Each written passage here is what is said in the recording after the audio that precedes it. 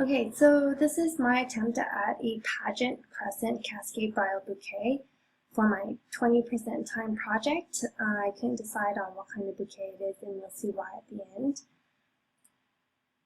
So to first start off, this is the equipment I use. I use regular garden wire, some wire cutters. You can use regular shears if you're using fresh flowers, scissors, various push pins, and floral tape, and 1.5 inch ribbon. These are the flowers that I ended up using. So some tick clover, tulip, I believe these are veronica, small blossoms, and roses. So to start off, I ended up dethorning these roses. Even though they're full flowers, they do prick, and you would find that a big deal in real roses. I use scissors here, but of course you could use paring knife on your own roses. For the tulip, I've removed them from the bundle and separate them into single stems, and I also ended up removing their leaves. Here for the tick clover, I've done the same. I've isolated them and removed the leaves as well. Then I took 3 of the tick clover stems and I put them together. I taped it with floral tape. Then I added 3 of the tulips, and you can see I tried to color match it. Then one by one I started to add the other colored tulips, and add in more of the tick clover.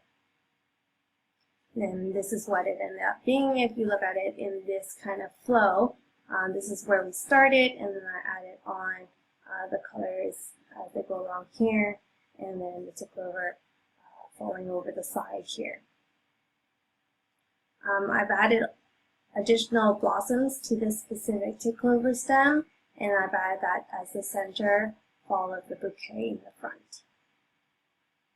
Here I've added it with tape and wire.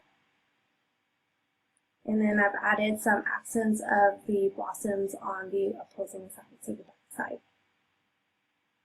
Then I tied them up all the way down to put them together into a chandle.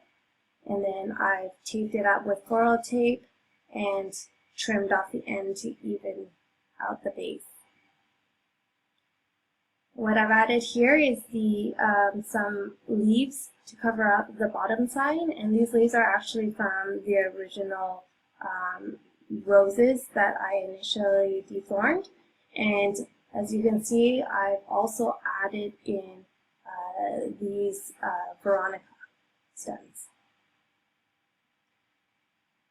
To wrap it up, I pinned it near the top.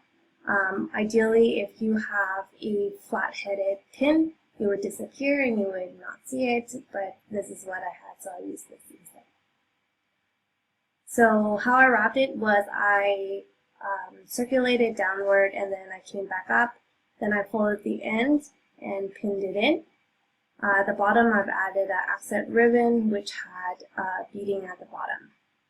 And voila, that's it. This is the whole bouquet. So here, if you hold it in this direction, you'll have the crescent, but if you turn it this way, it flows like a cascade, and it could fall under a pageant as well.